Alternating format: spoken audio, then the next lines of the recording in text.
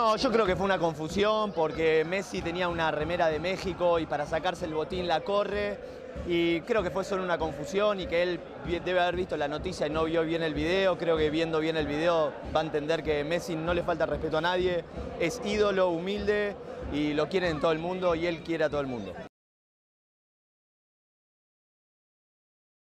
Bueno, porque somos súper de las cábalas,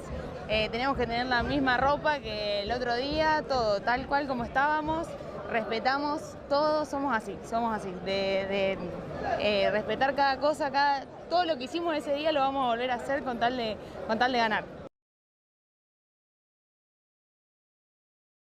Y tenemos al mejor del mundo, que si lo ayuda el equipo, creo que es imbatible, pero bueno, es un equipo, no podemos esperar solo todo de él, y bueno, pero él en un buen momento y el equipo ayudándolo, creo que bueno, tenemos que poder pasar y ojalá sea todo fiesta.